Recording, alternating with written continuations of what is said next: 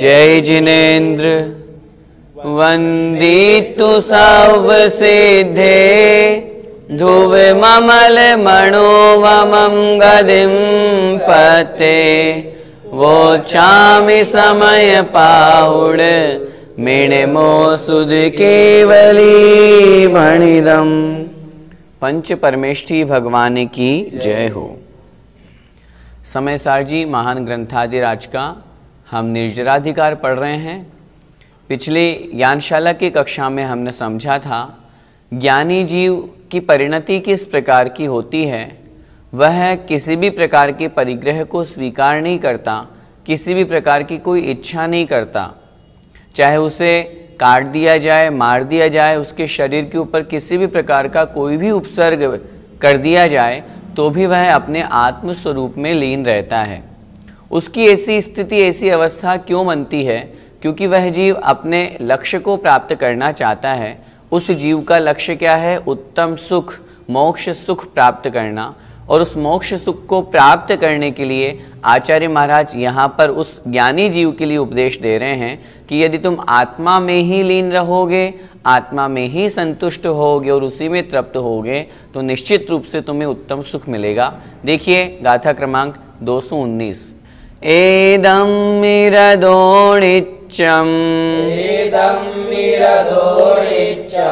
संतुष्टो होहिणिच्यमेदं मे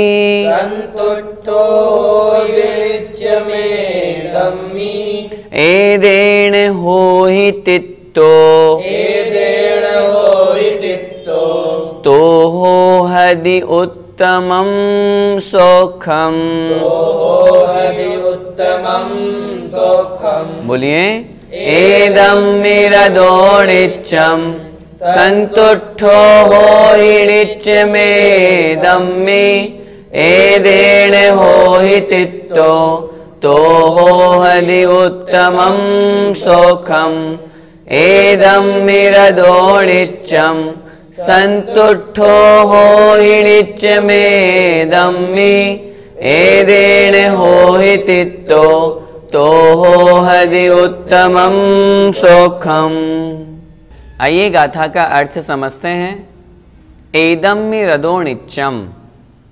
एदम्मि अर्थात इसमें किसमें? ज्ञान में। क्योंकि आत्मा का स्वभाव ज्ञान दर्शन रूप स्वरूप है, इसलिए आचार्य भगवान यहाँ कह रहे हैं उस आत्म स्वरूप में। आत्मा का स्वरूप ज्ञान है, इसलिए उस ज्ञान में रदो अर्थात रत हो। रत का तात्पर्य तल्लीन हो जाओ, बस उसी में लग जाओ।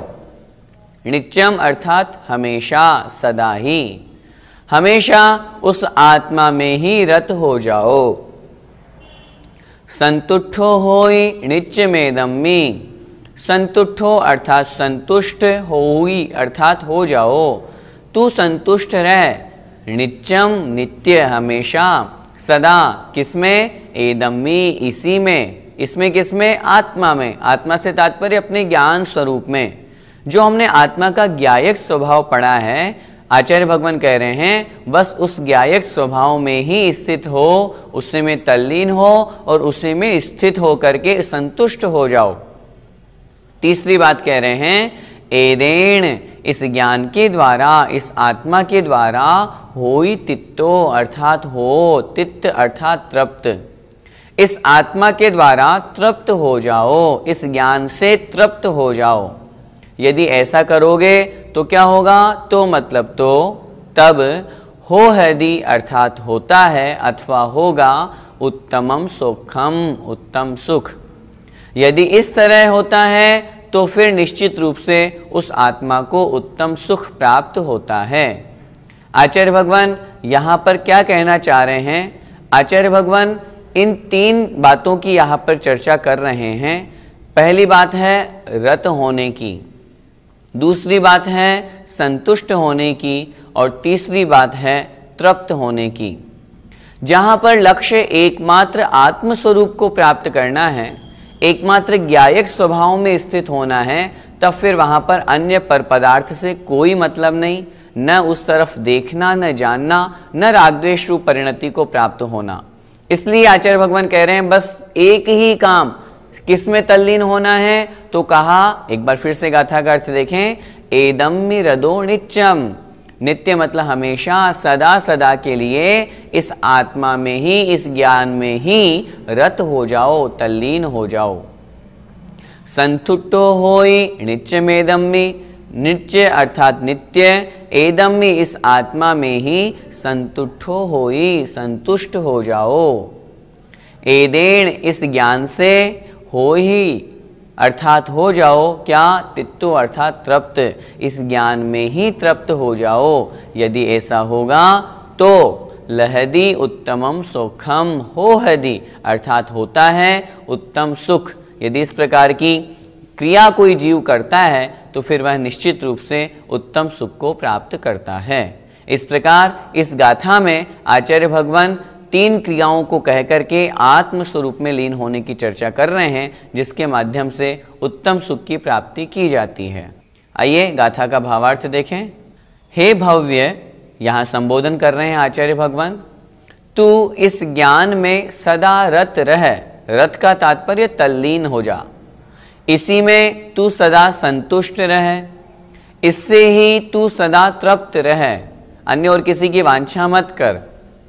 ज्ञान में तल्लीनता, संतुष्टि और तृप्ति से तुझे उत्तम सुख होगा, अर्थात उत्तम सुख, मोक्ष सुख की प्राप्ति होगी। भैया जी, यहाँ रत रहने से क्या तात्पर्य है? आचार्य भगवान यहाँ पर आत्म सुख में रहने की महिमा का वर्णन कर रहे हैं। आपने प्रश्न किया गाथा में जो रत शब्द आया है उससे क्या तात्पर्य है। रत का अर्थ होता है तल्लीन होना। हम कोई भी कार्य करते हैं सबसे पहले तो उसमें हम अपना लक्ष्य निर्धारित करते हैं। जैसे माना कि हमें कोई ज्ञान प्राप्त करना है या किसी भी वस्तु की प्राप्ति हमको करनी है, तो सबसे पहले तो हमने अपने लक्ष्य बनाया, हमें यह प्राप्त करना है।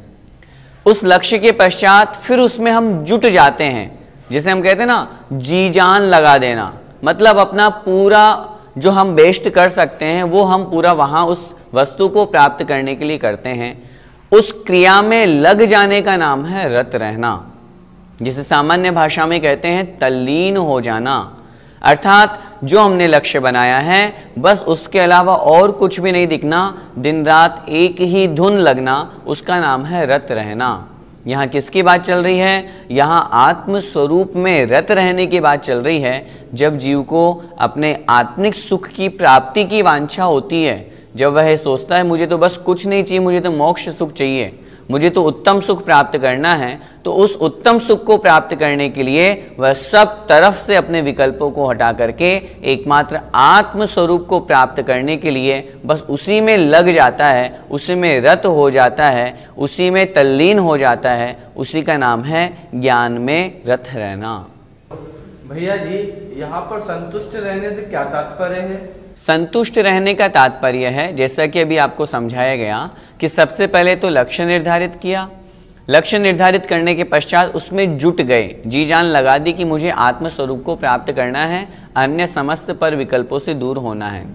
जब वो हमें प्राप्त हो गया तो फिर अब उसी में संतुष्ट हो जाना, उसी में रत हो करके बस उसी में आनंद की डुबकी लगाना, इसका नाम है संतुष्ट होना। यहाँ पर ज्ञान में संतुष्ट होने की बात चल रही है। ज्ञान में संतुष्ट होने से तात्पर्य है आत्मा का स्वभाव है ज्ञान दर्शन।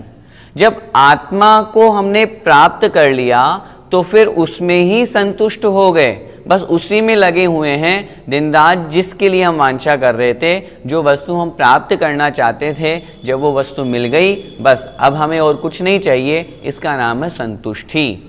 तो आत्मा में संतुष्टि अर्थात ज्ञान में संतुष्टि, वही अर्थ यहाँ पर हमें ग्रहण करना है। भैया जी, फिर तृप्ति से क्या तात्पर्य है? हमें सामान्य से ऐसा लग रहा है कि संतुष्टि और तृप्ति दोनों एक ही जैसे शब्द हैं, लेकिन बहुत थोड़ा सा उसमें भेद है। संतुष्टि में सेटिस्फेक्शन, जिसे हम इंग्लिश में कहते हैं, हाँ संतुष्ट हो गए कि मैं जो आत्मा को प्राप्त करना चाहता था वो मुझे प्राप्त हो गई। तृप्ति के अंदर अब उस जीव की और वांछा भी नहीं है। संतुष्टि में तो वह जो उसने प्राप्त किया उसमें संतोष को तो प्राप्त किया ही किया, लेकिन तृप्ति में तो वो आकंठ डूब गया। अब उसे और अन्य किसी पदार्थ की आवश्यकता ही नहीं है, अन्य किसी पदार्थ की इच्छा ही नहीं है। जहाँ एकमात्र इस बात से हम समझ सकते हैं कि आत्म स्वरूप को प्राप्त कर अब उसने विश्राम प्राप्त कर लिया। अब उसे कुछ भी करने की आवश्यकता नहीं है, कुछ भी इच्छा उसके मन में नहीं है। उसका नाम है तृप्ति। आत्म स्वरूप में तृप्ति से यहाँ पर यही लगाना, वह ज्ञान के माध्यम से, आत्मा के माध्यम से अपने आत्म स्वरूप में तृप्त हो जाता है। इसी का नाम है ज्ञान से तृप्ति। भैया जी, इनसे उत्तम सुख कैसे मिलेगा? लोक व्यवहार में ऐसा देखा जाता है कि आप जिस लक्ष्य को बना लेते हो, उस लक्ष्य को प्राप्त करने के लिए यदि आप दिन रात जी जान लगा दो, मेहनत करो, उसी में जुट जाओ, जिसे हम कहते हैं दिन रात एक करके कड़ी मेहनत से अगर वो काम करेंगे तो निश्चित रूप से सफलता मिलेगी ही मिलेगी। यही बात यहाँ पर हमें ग्रहण करना है। हम ये सोचें कि हमें उत्तम सुख घर बैठे बैठे मिल जाए, आराम से सोते सोते मिल जाए, तो वो तो होगा नहीं। हमें आत्म स्वरूप में सबसे पहले तो अपने आप को रत करना पड़ेगा, तल्लीन करना पड़ेगा, मेहनत करनी पड़ेगी। तपस्या आदि के माध्यम से हमें उस शुद्धोपयोग तक पहुंचना पड़ेगा। जब हम वहां पहुंच जाएंगे, आत्म स्वरूप में तल्लीन हो जाएंगे, फिर जब उसी में संतुष्ट हो जाएंगे और फिर जब आत्म स्वरूप की प्राप्ति हो जाएगी, संतुष्टता आ जाएगी, फिर उसके अलावा और किसी अन्य पर पदार्थ की, न पुण्य की, न पाप की, न शुभ कार्य की, न अशुभ कार्य की, किसी भी तरह का मन में कोई विकल्प नहीं रहेगा। निर्विकल्प अवस्था जहां पर आ जाएगी तो निश्चित रूप से उस जीव को मोक्ष सुख की प्राप्ति होगी ही होगी। और मोक्ष सुख की प्राप्ति क्यों होगी? क्योंकि उसके अब किसी भी तरह का कोई भी राग द्वेष नहीं है, किसी भी तरह का कोई भी मन में विकल्प नहीं है। और जहाँ विकल्प नहीं, राग द्वेष नहीं, बस आत्म स्वरूप में ही वो डुबकी लगा रहे हैं, तो निश्चित रूप से कर्मों का क्षय होगा। और कर्मों का क्षय करके वह जीव अनंत समय के लिए सिद्धालय को, मोक्ष सुख को प्राप्त करेगा। आइए इस गाथा का पद्यानुवाद पढ़ते हैं। सद्बोध रूप सर में डुबकी लगा ले, संतप्त तूष्ण पित हो सुख शांति पाले। ओ अंत में बल अनंत ज्वलंत पाके, विश्राम ले अमित काल स्वधाम जाके। दो तीन शब्द हैं। सबसे पहला सद्बोध अर्थात सम्यक ज्ञान, समीचीन ज्ञान अर्थात आत्मस्वरूप ज्ञान। उस आत्मस्वरूप ज्ञान में सर में अर्थात सरोवर में, उस तालाब में तुम डुबकी लगा लोगे, अर्थात उसमें डूब जाओगे, उसमें लीन हो जाओगे। संतप्त होकर के स्नपित अर्थात स्नान करोगे तो सुख शांति को वह जीव प्राप्त कर लेता है। और फिर अंत में अनंत ज्वलंत जो बल है अर्थात शक्ति है, सुख है, उसको वह जीव प्राप्त करके ऐसा विश्राम लेता है जो अमित अर्थात अनंतानंत काल के लिए है, जो उस जीव का स्वधाम अर्थात अपना स्थान है, ऐसे आत्मस्वरूप को प्राप्त अर्थात सिद्धालय को प्राप्त कर लेता है। अब यहाँ पर आचार्य भगवान कह रहे हैं कि जिस आत्मस्वरूप को, जिस ज्ञायक स्वभाव को यह जीव प्राप्त करना चाहता है, सामान्य से वह ज्ञान 5 प्रकार का है। उन 5 प्रकार के ज्ञान में भी वह आत्मा के ज्ञान को ही प्राप्त करना चाहता है। परमार्थ पद तो ज्ञान पद ही है, वही अगली गाथा में कह रहे हैं। देखें।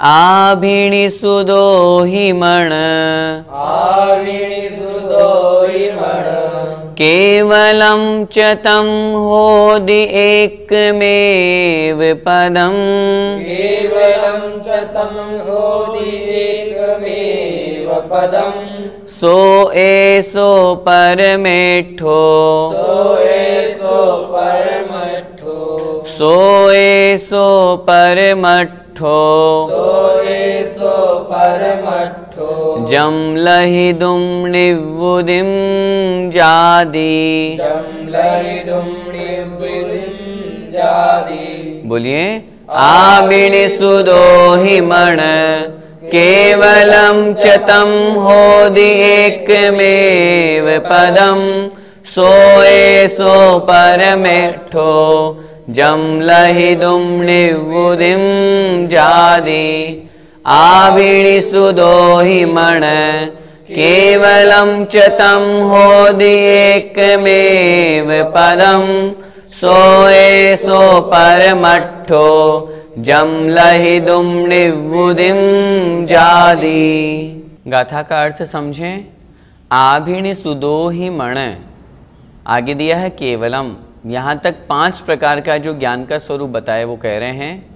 आभिणी अर्थात आभिनिबोधिक ज्ञान जिसे हम कहते हैं मति ज्ञान, सुध अर्थात शुद्ध ज्ञान, ओहि अर्थात अवधि ज्ञान, मण अर्थात मनः परे ज्ञान, केवलम च और केवल ज्ञान, तम अर्थात ये पांचों, होदि मतलब होते हैं, एकमेव पदम एक ही पद।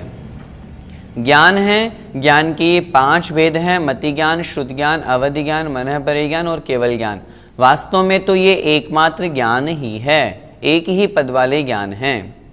सो ऐसो परमट्ठो, सो मतलब वह, ऐसो मतलब यह, वास्तव में यही परमट्ठो अर्थात परमार्थ है। वास्तविक आत्मा का ज्ञान ही तो ज्ञान है। अन्य जो राग द्वेष आदि विभाव है वो परमार्थ नहीं है, परमार्थ तो यही ज्ञान है। जम लहिदुम, जिसे प्राप्त करके निवुदिम जादि, वह आत्मा निवृत्ति को अर्थात मोक्ष को प्राप्त करता है, अर्थात निर्वाण होता है। जिस ज्ञान स्वरूप को प्राप्त करके उस आत्मा को निर्वाण होता है, अर्थात मोक्ष की प्राप्ति होती है। क्या कहना चाह रहे हैं आचार्य भगवान यहाँ?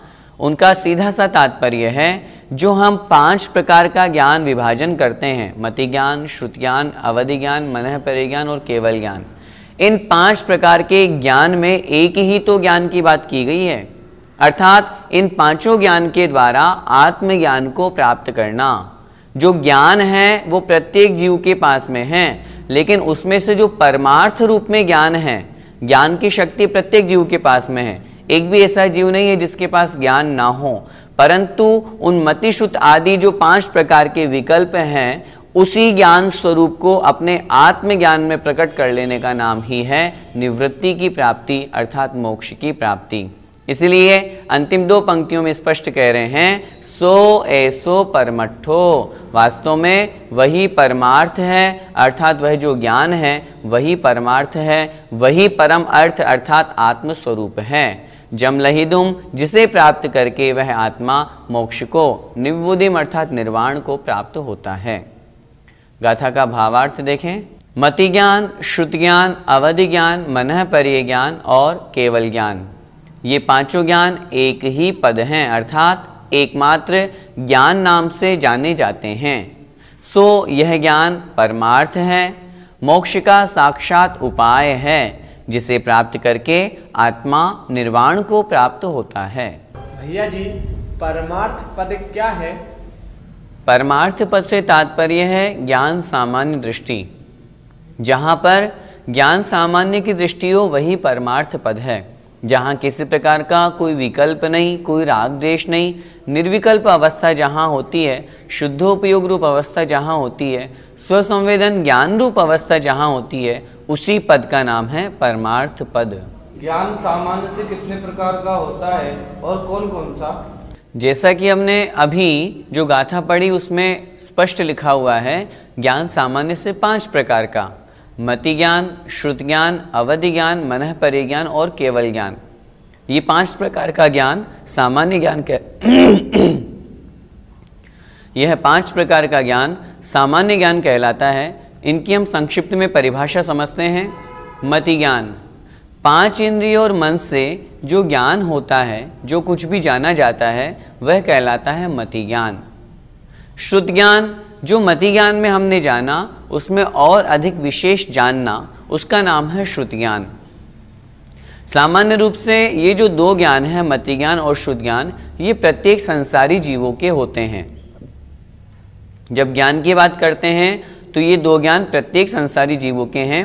अब यदि वो सम्यक दृष्टि है तो मति शुद्ध ज्ञान होंगे, यदि मिथ्या दृष्टि है तो मत्य ज्ञान अथवा श्रुता ज्ञान, जिसे सामान्य से हम अपनी भाषा में कुमति कुश्रुत ज्ञान कहते हैं।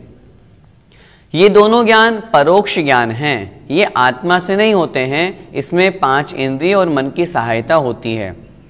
3 इंद्रिय जीव है चींटी, तो उसके 3 इंद्रिय की सहायता से जो ज्ञान होगा वो परोक्ष ज्ञान उस संबंधी मतिश्रुत कहलाएगा। वह मिथ्या दृष्टि है, इस अपेक्षा से उसकी कुमति कुश्रुत होगा। लेकिन इंद्रिय और मन की सहायता से ज्ञान होने के कारण से इन्हें परोक्ष ज्ञान कहा जाता है। प्रत्यक्ष ज्ञान में 2 भेद कर दिए, सकल प्रत्यक्ष और विकल्प प्रत्यक्ष। विकल्प प्रत्यक्ष में भी 2 भेद जो हम अभी चर्चा कर रहे हैं आगे, अवधि ज्ञान और मनः परे ज्ञान। अवधि ज्ञान किससे कहते हैं? द्रव्य, क्षेत्र, काल और भाव की मर्यादा को लेकर के जो आत्मा से रूपी पदार्थों को जानता है उसका नाम है अवधि ज्ञान। अवधि ज्ञान में मर्यादा होती है, एक क्षेत्र है, समय है, काल है, भव है, भाव है, उनकी वहाँ पर मर्यादा होती है। उस अपेक्षा से उस मर्यादा के साथ में जो ज्ञान होता है, लेकिन यह भी बात हमें समझने योग्य है, अवधि ज्ञान मात्र रूपी पदार्थों को ही जानता है, अरूपी को नहीं। लेकिन जितना जानता है वो बिल्कुल आत्मा से जानता है, बिल्कुल सही जानता है, वह कहलाता है अवधि ज्ञान। मनः परे ज्ञान, अवधि ज्ञान ने जो जाना उस अवधि ज्ञान के अनंतवें भाग को भी जो जानता है वह कहलाता है मनः परे ज्ञान। अथवा दूसरी परिभाषा के अनुसार द्रव्य, क्षेत्र, काल, भाव की मर्यादा को लेकर के जो परकीय मन को और उसके मन में स्थित रूपी पदार्थ को जो जानता है उसका नाम होता है मनः परे ज्ञान। मनः परे ज्ञान नियम से मुनि महाराज को ही होता है। अवधि ज्ञान तो चारों गति के जीवों को हो सकता है, कोई आपत्ति नहीं है, जिसमें देवगति और नारकी जीवों को तो नियम से भव प्रत्यय अवधि ज्ञान होता ही होता है। मनुष्य और तिर्यंचों में क्षयोपशम निमित्तक गुण प्रत्यय अवधि ज्ञान होता है। ये जो 2 ज्ञान हैं, जो बात की अभी हमने चर्चा की, अवधि ज्ञान और मनः परे ज्ञान, ये प्रत्यक्ष हैं, लेकिन सकल प्रत्यक्ष नहीं है। ये संपूर्ण को नहीं जान रहे।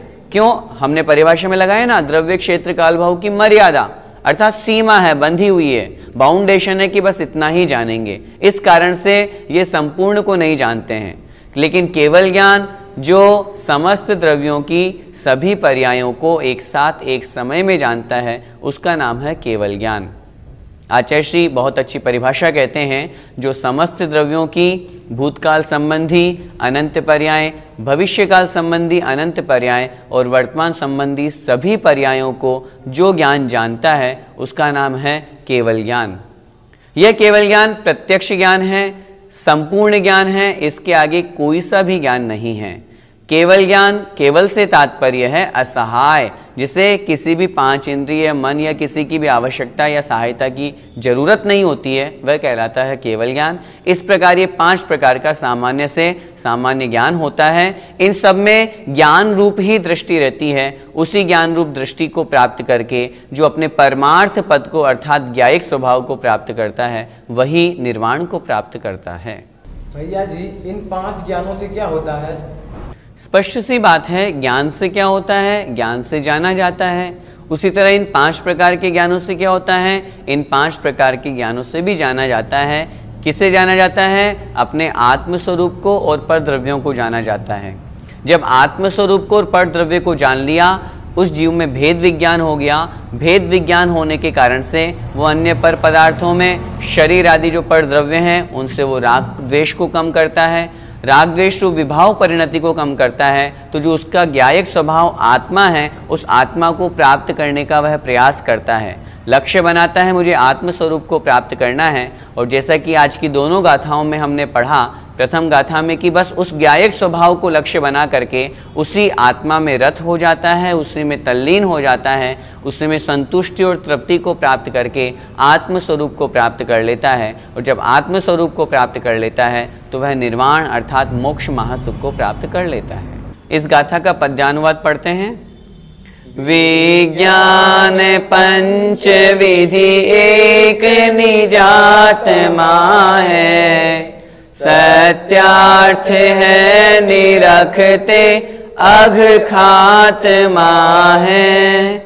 लेता सहाय निज का यदि चाव से तू, लेगा विराम चिर चेतन छाव में तू।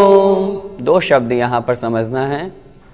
अघ खात्मा, अघ मतलब पापों का समापन।